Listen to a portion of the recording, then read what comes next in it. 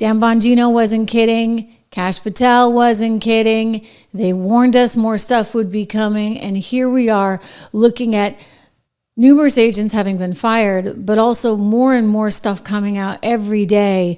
It's unlike anything I don't think we've ever seen in our generation.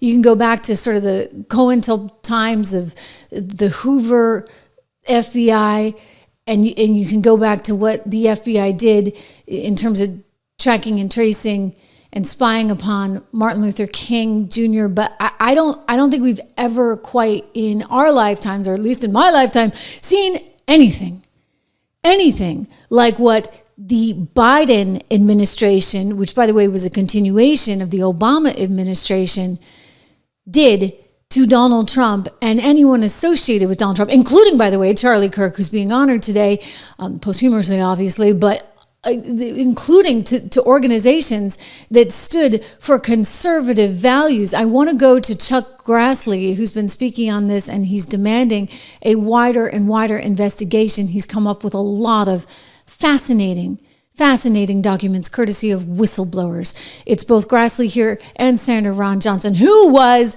spied upon, his communications intercepted by the FBI under one Joe Biden. Let's listen in. Solicitation of these telephone records, which I think emphasizes the political weaponization that was behind all this effort.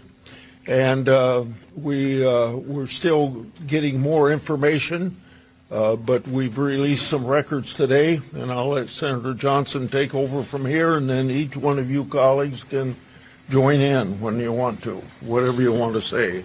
First of all, I want to thank Senator Grassley. It is because of his relentless advocacy for whistleblowers that a lot of this information is surfacing right now. We wouldn't know about the list of 100 Republican entities that were targeted by Jack Smith's Arctic Frost investigation. I don't think we know about this as well. So we need whistleblowers. I think Dan Bongino and folks in the FBI, they don't know where all the records are hidden. They still don't. They're not necessarily getting 100% cooperation. But this is outrageous what has happened. I just want to give you a timeline of this. I think you've already got the FBI sheet that shows the number of members of Congress that were targeted. Representative Kelly, Senators Graham, Hagerty, Hawley, Sullivan, Tuberville, myself, Senator Lummis, and Blackburn.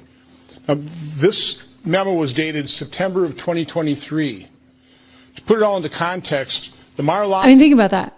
Like a year before the election, they were going after all that. And that's actually a really important sort of timeline to consider. And he's going to get into the timeline, which is just bonkers. Watch. The raid occurred in August of 2022. Jack Smith announced the indictments against President Trump in August of 2023. So this is almost 2 months later. They're casting this net, this fishing expedition against members of the Senate and the House. Again, I've been investigating this with Senator Grassley. This doesn't surprise me, but it should shock every American. Yeah. Shocks me. The Biden administration has done. By the way, this is the first time I was targeted by the FBI. Under the Obama administration, the same thing happened to both Senator Grassley and I.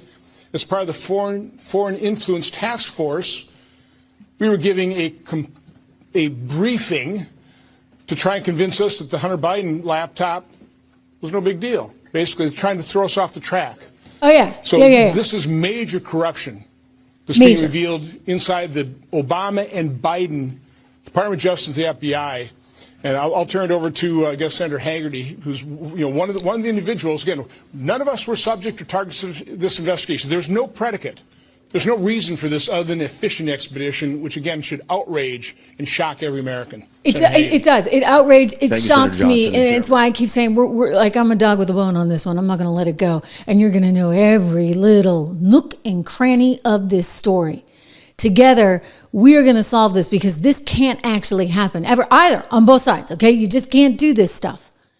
Here's the memo that came from the FBI. So they've got 8 senators and 1 House representative that we know of. I mean, and plus the nearly 100 organizations, including Charlie Kirk's Turning Point, that they were also investigating under the pretense of, oh, well, they're going to steal the election. They're going to take it out from under. You know, that's why we got to make sure that we go after those guys after J6. I mean, of course, you're relying on Nancy Pelosi's daughter's footage from J6. The CNN played in a loop and ABC played in a loop.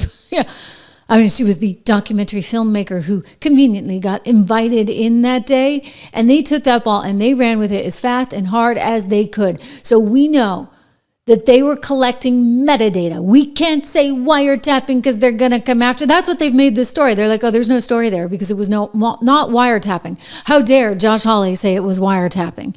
It was the interception of private communications. And wait until you see what we've got. But just to keep you up to speed, in case you're just joining the Trish Regan show, we got a guy, Jack Smith, who was the special prosecutor and who was trying to go after Donald Trump for everything and anything, specifically trying to basically compromise our entire, quote, democracy. They don't want to say republic, they say democracy, okay? I always get a bunch of comments from you guys saying, it's a republic, it's a republic, it's a republic. I know it's a republic, but, you know, this is their line.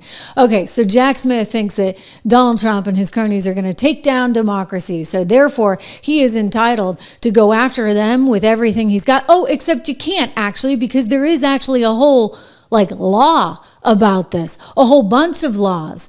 And so now you've got 18 senators, including Graham, including Grassley, including Johnson, including Blackburn. They all, including Cynthia Lummis, they are all out for blood. And they're like, whoa, this has never happened in our entire political career. You got Cynthia Lummis saying, I want to know what my own rights are as an individual, separate from the fact that I am a sitting U.S. senator. And so they are furious and they are mad, 18 of them coming forward and demanding a massive investigation. They want criminal prosecutions into those that initiated this. Here is the quote that Lindsey Graham gave to Fox the other night when Jack Smith was looking at phone records and that of other senators. I think he broke the law and I think it needs to be held accountable. And I think those who brought this about need to pay and pay big. And you know who that's going to mean? I think it's going to mean Team Biden. Yes, Team Biden. By the way, we knew this was going to get ugly, did we not? Because my friend Dan said so not too long ago. In fact, I want to take you back to what he said about 8-10 weeks ago on Fox on my former colleague Sean Hannity's show. And Bongino then tweeted this out with the words, bookmark this. Well, we bookmarked it. And we're sitting back and watching it all unfold.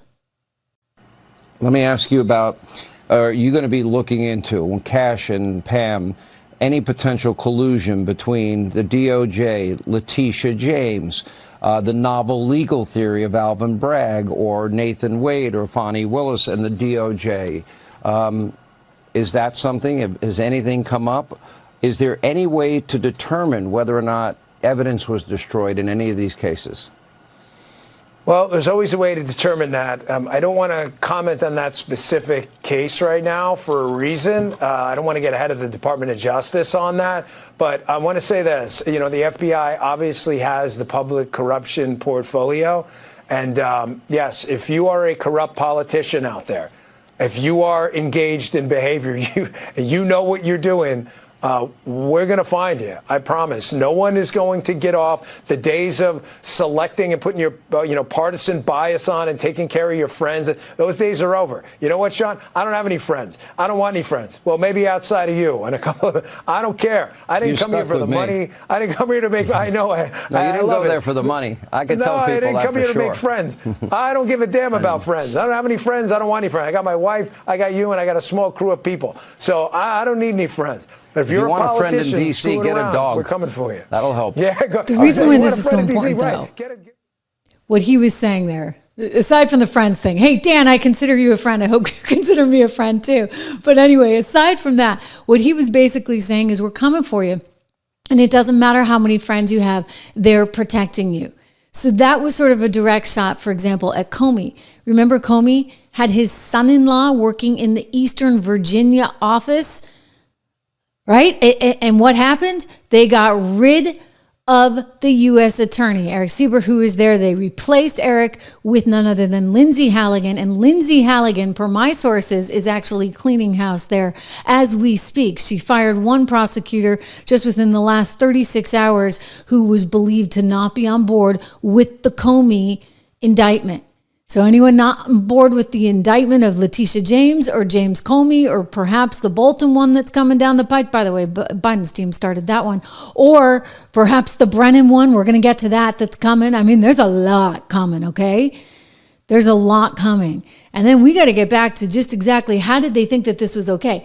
I want to show you this. So there's a guy named Timothy Thibault, and he was at the FBI. He was actually in the Washington office, and he had been like charged with like looking into dicey cases before. He was actually the guy who was looking into the Hunter Biden laptop. Yeah, he was the guy that was looking into the Hunter Biden laptop while the 51X spooks were telling us, no, the FBI isn't looking into this laptop.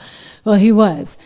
And I guess he was a party man, right? Like he was, per what I've read and what I've heard, he was kind of going along for the ride. And so he didn't step up to the plate and say, hey guys, your memo in Politico is wrong.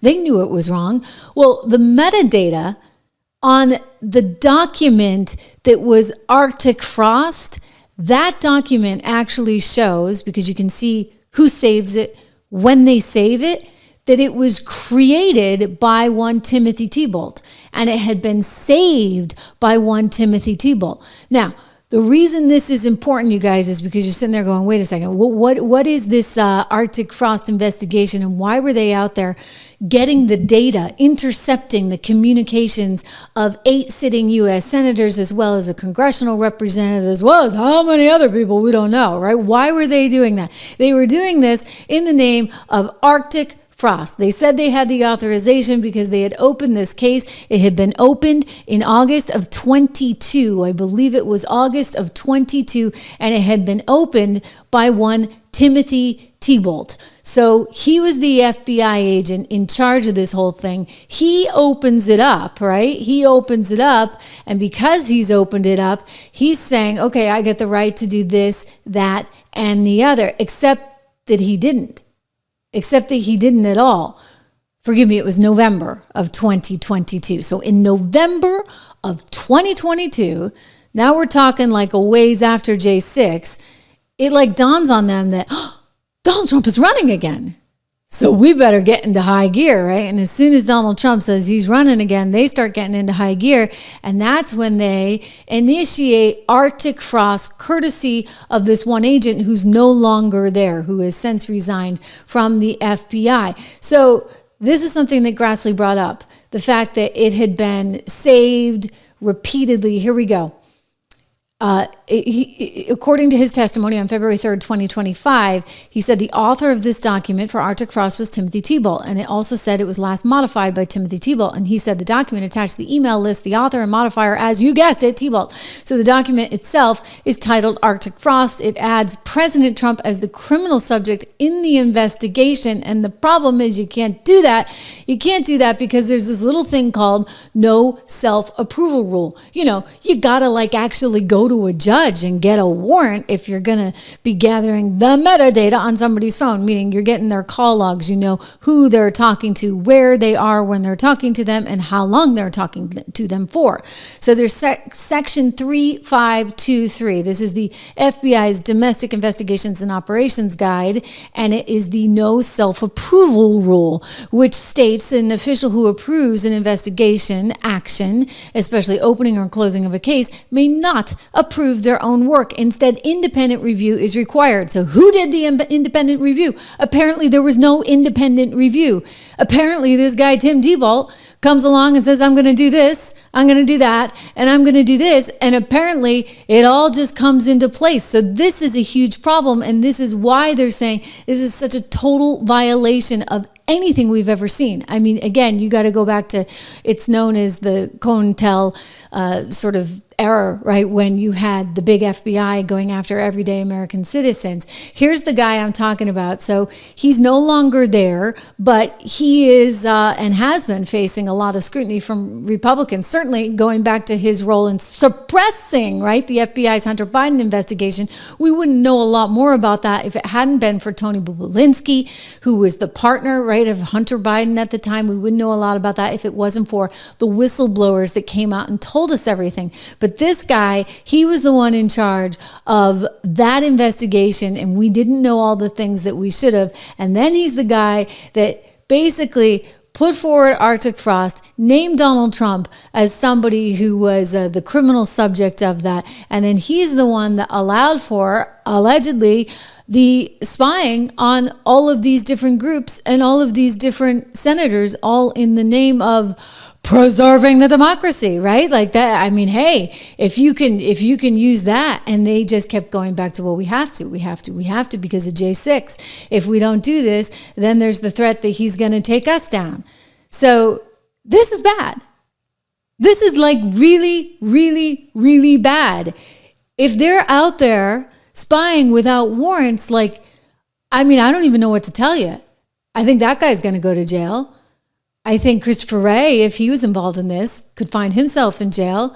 And I want to know, how high up the food chain does it go? I mean, is this involving the likes of, I don't know, Tony Blinken or, Brennan, or I don't know. I don't know who's involved. I think that's what we got to get to the bottom of. We know T-Bolt signed off on this.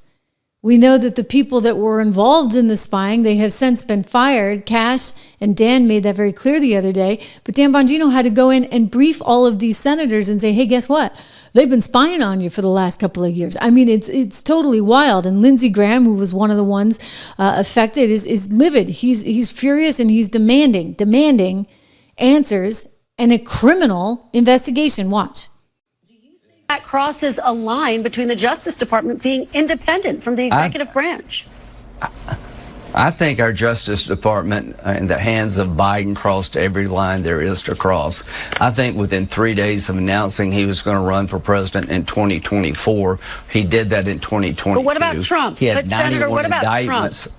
What about? Yeah. Now, I think the grand jury is going to take care of this, but you didn't care any about this. You didn't care that Letitia James made up charges that no one's ever faced. But Senator Biden never publicly called for Trump to be indicted. He had 90. Biden regretted that they didn't do it before the election. Jack Smith surveilled my phone records and 8 other senators. Jack Smith introduced his brief against Trump October the 24th before the 2024 election, violating every protocol just to politicize the election. So this may bother you that people are being held accountable. It doesn't bother me one damn bit.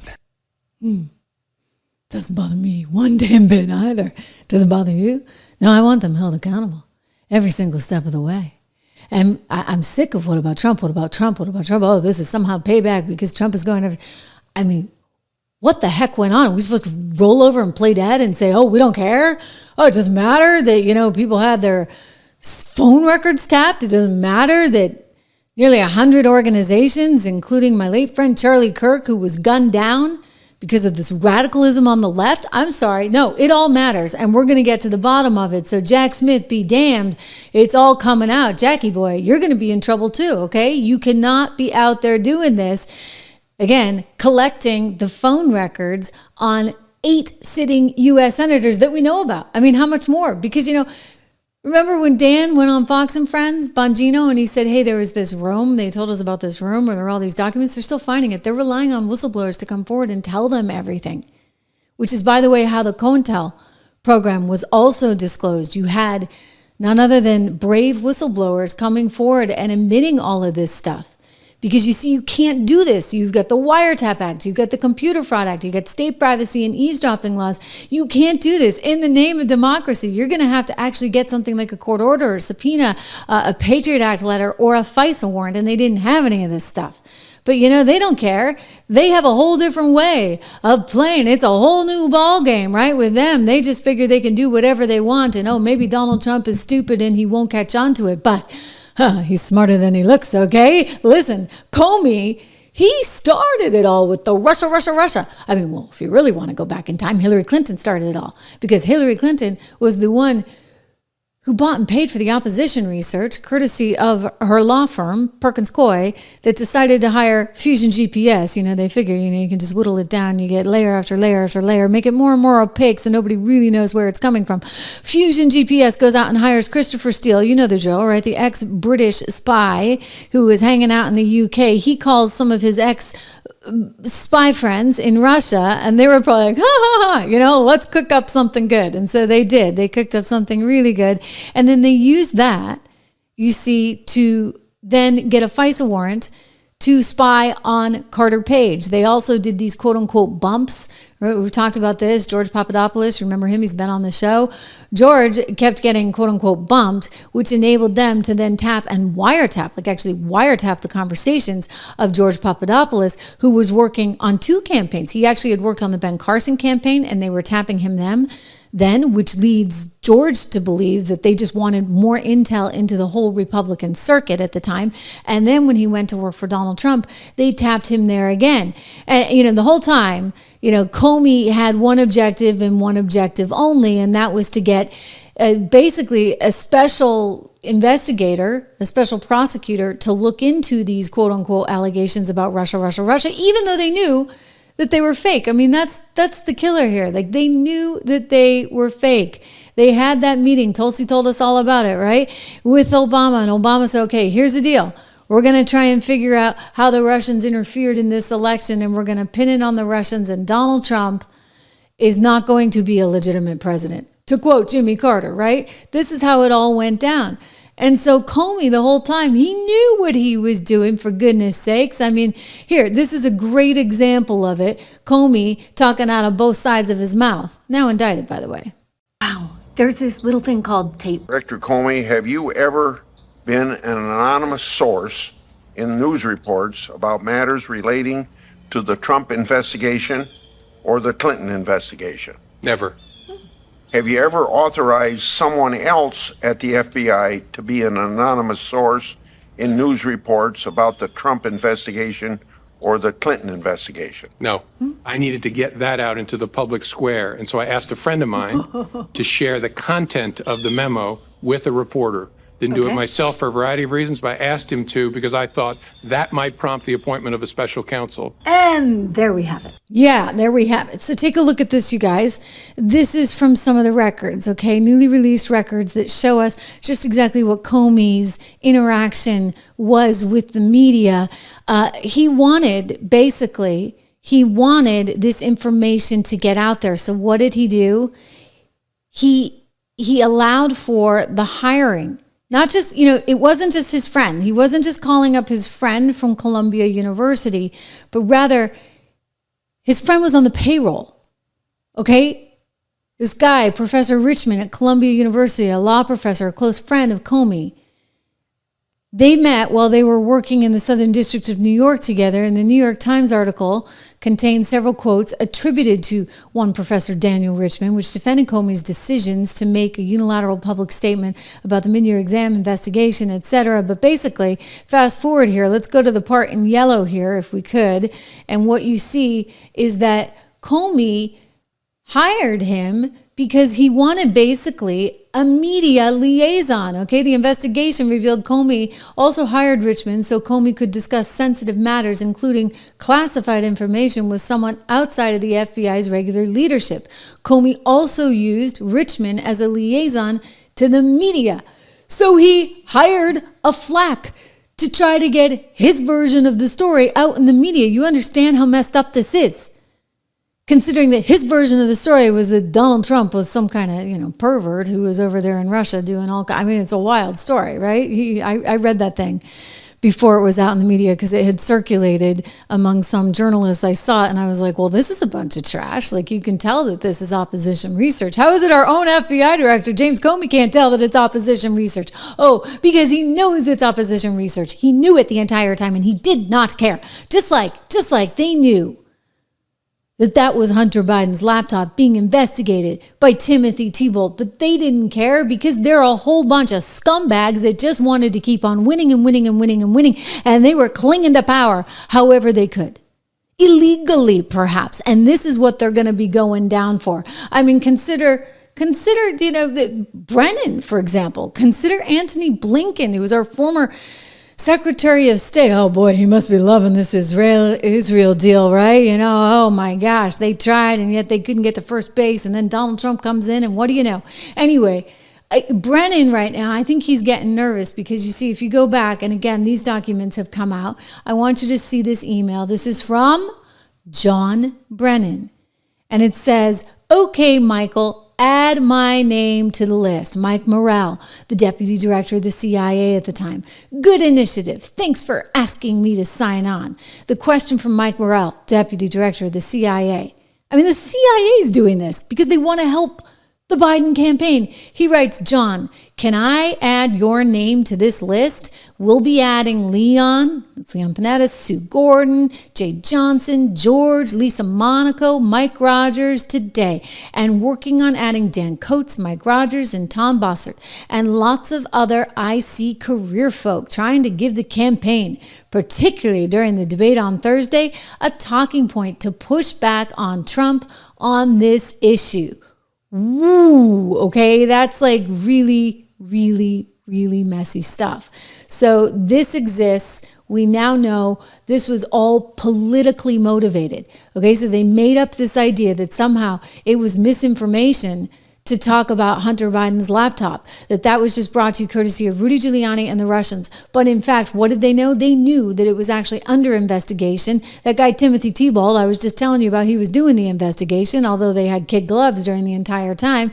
It was under investigation, and yet they chose to lie about it so directly, so flagrantly to the American people. And then if you dared to talk about it, you were the one who was in trouble. You were the one who was going to lose your Twitter account. You were the one who was spreading misinformation and disinformation because, they said it was the way it was. And yet John Brennan, he thinks he's not in trouble. Are you kidding me? Former head of the CIA. I think he's freaking out in real time as we speak. Here he is a couple days ago trying to say, I'm innocent. I didn't do anything wrong on MSNBC. He doth protest too much, I think. I don't see any case against me. I have looked back on all of my actions and decisions, and with John Durham, the special counsel, and others that have looked at what we did, it was certainly consistent with our legal authorities and with the law. So I don't know what they're referring to there. Individuals who used to work in the government, even if their security clearances were revoked, they could be subpoenaed. They could be, called to provide testimony in support of whatever allegations they have. I don't see a case there. Trump has announced. You don't see a case there? I mean, what do you guys think? Do you see a case there? I mean, because I see a case there.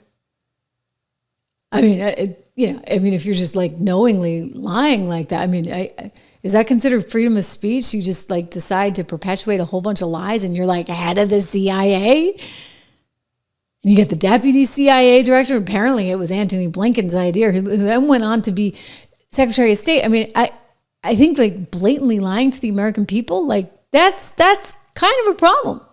And then you think about the fallout that came from under that, right? Or out of that.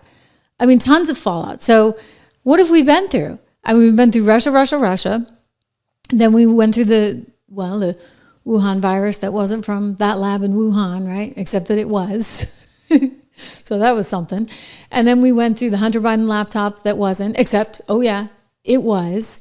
And then we went through Trump, and we've been going through this. Trump is evil. He's a dictator. He's just awful. And that's continued to go on with TDS on steroids. But we also went through a time where they tried to actually shut down anyone and everyone who thought differently than them. And that's actually the really dangerous part. I mean, that was the really scary part if you think about it, guys, because if you were a Trump supporter, you were fair game. You were fair game for cancel culture. Look, I went through it, right? I mean, I'm living, breathing proof. And believe me, it's way better over here on the other side where I don't have to go through middle management or have my my editorials looked at. I just get to say exactly what I think in real time with no scripts and no teleprompters. You know it, baby, right? So it's much more exciting and a whole lot more fun over here. But, look, I can take it. Like, this is my job, right? Like, I need to have an opinion. It's part of, it's my livelihood. But what about if you were just some poor innocent guy or gal who voiced an opinion? They were going to cancel you. And by the way, people did get canceled. I mean, you know how many, I'm sorry, but like Nike was on a tear at one point. I mean, if you were a white man over the age of 40, forget about it. Like after Black Lives Matter, it was cancel culture on steroids. And it was Trump combined with everything that they were like running the ball with. And that was a dangerous time for everyone. I mean, I think about it even, and I've told you guys the stories about my bank. And yes, I've diversified into other banks, but I have one bank in particular that I've had a long time. And I'd never gotten so many calls from my bank. Like all of a sudden, I was the most popular person. They were calling me every other week, with questions about my banking. And I'm like, this is sort of strange. This is really strange. And miraculously, all those calls stopped in November of this past year after Donald Trump was elected. So go figure. But this happened to a lot of people. I mean, my friend Dinesh D'Souza was actually debanked. He wasn't able to get a bank account. His wife had to open one in her name for them. Fine, but like, what the heck? Right? Like we've heard about this, some of the Trump family members not being able to get bank accounts. It was nuts. It was absolutely positively nuts. And why were they doing this? I'd like to know. I mean, I think we do know. I think that it was all about cancel culture. If you had shopped at Dick's Sporting Goods, for goodness sakes, they were on to you. Oh, yeah. I mean, Bank of America, they reportedly were one of the ones that were turning over this data. Jamie Dimon got up at some CNBC thing and he's like, okay, enough is enough. This is getting a little bit crazy. You better believe it was crazy. But this is what they were doing, okay?